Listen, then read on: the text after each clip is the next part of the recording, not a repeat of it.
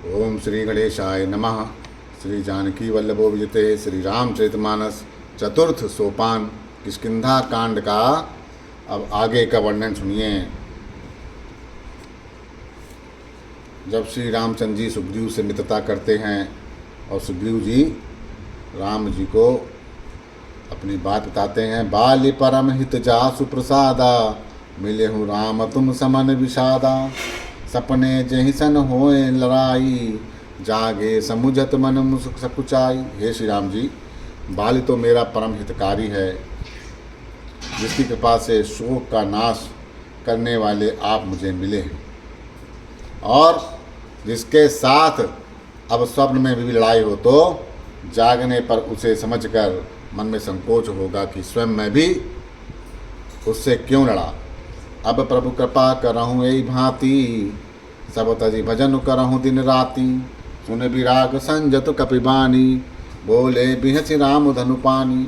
हे प्रभु, अब तो इस प्रकार की कृपा करिए कि सब छोड़कर दिन रात में आपका भजन करूं। सुग्रीव की वैराग युक्त वाणी सुनकर उसके क्षणिक वैराग को देखकर हाथ में धनुष धारण करने वाले श्री रामचंद्र जी मुस्कुरा कर कहते हैं। जो कछु कहाऊँ सत्य सब सोई, सखा बचन मम मृषा न होई। नट मरकट इव सब ही नचावत, राम खगेश वेद अस गावत। तुमने जो कुछ कहा है वो सब सत्य हो जाएगा, परंतु हे सखा, मेरा वचन मिथ्या नहीं होता। अर्थात बाल मारा जाएगा और तुम्हें राज मिलेगा। काकभूषणी जी कहते हैं कि हे पक्षियों के राजा गरुण, नट के यानी मदारी के बंदा की तरह श्री राम जी सबको नचाते हैं। वेद ऐसा कहते हैं। लय सुग्रीव संग रघुनाथा, चले चाप सायक गही हाथा। तब रघुपत सुग्रीव पठावा, गर्ज से जाय निकट बल पावा। तंत्र सुग्रीव को साथ लेकर हाथों में धनुष बाण धारण करके रघुनाथ जी चले। तब रघुनाथ जी ने सुग्रीव को बाली के पास भेजा।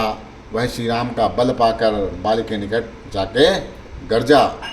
सुनत बाली क्रोधा तुरधावा, गही कर चरण नारी समुझावा।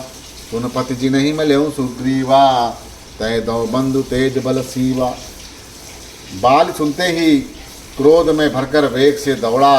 उसकी स्त्री तारा ने चरण पकड़कर उसे समझाया कि ये नाथ सुनिए, सुग्रीव जिनसे मिले हैं वे दोनों भाई तेज और बल की सीमा हैं। कौशले ससुत लक्ष्मण रामा, कालहु जीत सकहि संग्रामा। वे कौशलाधीश दशरथ जी के पुत्र राम और लक्ष्मण संग्राम में काल को भी जीत सकते हैं। कह बाली सुन भक्त प्रिया, समदर्शी रघुनाथ। जो कदाचि मोहि मारही, तो पुण्य हुई सनाथ। बाली ने कहा, हे भीरू, डरपोक प्रिय सुनो, श्री रघुनाथ जी समदर्शी हैं। जो कदाचित वे मुझे मारेंगे ही तो मैं सनात हो जाऊंगा, परम पद पा जाऊंगा। असी कहीं चला महा अभिमानी, तृण समान सुग्रीव जानी।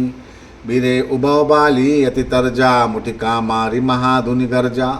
ऐसा कहकर वह महान अभिमानी बाली सुग्रीव को तिनके के समान जानकर चला और दोनों भिड़ गए। बाली ने सुग्रीव को बहुत धमकाया और घूंसा मारकर बड़े जोर से गर्जा। तब सुग्रीव विकल होई भागा, मुष्टि प्रहार वज्र सम लागा। मैं जो कहा रघुवीर कृपाला, बंधु न होय मोर यह काला। तब सुग्रीव व्याकुल होकर भागा। घूंसे की चोट से उसे वज्र के समान लगी। सुग्रीव ने आके कहा कि हे कृपालु रघुवीर, मैंने आपसे पहले ही कहा था कि बाली मेरा भाई नहीं काल है।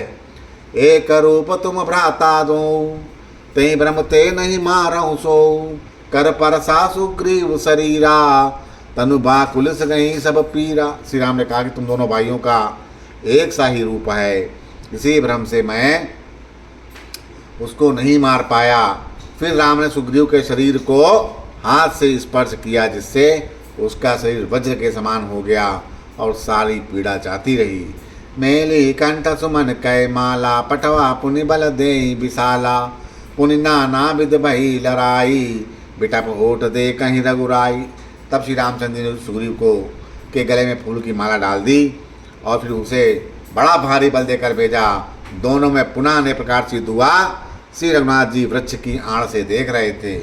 बहु छल बल सुग्रीव कर, ही हारा भय मानी, मारा बाली राम तब, हृदय मांझ सरतानी। सुग्रीव ने बहुत छल से बल किए, किंतु अंत में भय मानकर हृदय से हार गया। तब श्री राम ने तान कर बाली के हृदय में बाण मारा। परा विकल मही सर कहला गए, पुनि उठ बैठ देख प्रभु आ गए। श्याम गात सिर जटा बनाए, अरुण नयन सर चाप चढ़ाए। बाण लगते ही बाली व्याकुल होकर पृथ्वी पर गिर पड़ा, किंतु प्रभु श्री रामचंद्र जी को आगे देखकर वह फिर उठ बैठा। भगवान का श्याम शरीर है, सिर पर जटा बनाए हैं, लाल नेत्र हैं, बाण लिए हैं और धनुष चढ़ाए हुए हैं। पुनि पुनि चितई चरण चित चीना, पुनि पुनि चितई चरण चित दीना। सफल जन्म माना प्रभु चीना, हृदय प्रीत मुख बचन कठोरा। बाला बोला चितई राम की ओरा। बाल ने बार बार भगवान की ओर देखकर चित्त को उनके चरणों में लगा लिया। प्रभु को पहचान कर उसने अपना जन्म सफल माना। उसके हृदय में प्रीति थी पर मुख में कठोर वचन थे। वह श्री राम जी की ओर देखकर कहता है कि धर्म हेतु अवतरहु गोसाई, मारहु मोहि व्याध के नाई। मैं बैरी सुग्रीव प्यारा, अवगुण कवन नाथ मोहि मारा। हे गोसाई, आपने धर्म की रक्षा के लिए अवतार लिया है और मुझे व्याध की तरह छिप कर मारा है। मैं बैरी और सुग्रीव प्यारा है। हे नाथ, किस दोष से आपने मुझे मारा है। अनुज बधु भगनी सुत नारी, सुन सठ कन्या समय चारी। इन्हीं कुदस्ती बिलो कहीं जाई, ताही बधे कुछ पाप न होई। श्री राम ने कहा, हे मूर्ख सुनो, छोटे भाई की स्त्री, बहन, पुत्र की स्त्री और कन्या, ये चारों समान हैं। इनको जो कोई बुरी दृष्टि से देखता है उसे मारने में कुछ भी पाप नहीं होता। मूल तो ही अतिशय अभिमाना, नारी सिखावन करसी नकाना। मम भुज बल आश्रित तेहि जानी, मारा चहिस अधम अभिमानी। हे मूल, तुझे अत्यंत अभिमान है। तूने अपनी स्त्री की सीख पर कान या ध्यान नहीं दिया। सुग्रीव को मेरी भुजाओं के बल का आश्रित जानकर भी, अरे अधम अभिमानी, तूने उसको मारना चाहा। सुनहु राम स्वामी सन, चलना चातुरी मोरी। प्रभु अजहूँ मैं पापी, अंत काल गति तोरी। बाले ने कहा, श्री राम जी सुनिए, आपसे मेरी चतुराई नहीं चल सकती। हे प्रभु, अंतकाल में आपकी गति या शरण पाकर मैं अब भी पापी हो ही रहा। सुनत राम अति कोमल बानी, बाल शीस पर से निज पानी। अचल करऊँ तुन राखहु प्राणा, बाल कहा सुन कृपा निधाना। बाल के तंत कोमल बाणी सुनकर श्री राम ने उसके सिर को अपने हाथ से स्पर्श किया और कहा, मैं तुम्हारे शरीर को अचल कर दूं, तुम प्राणों को रखो।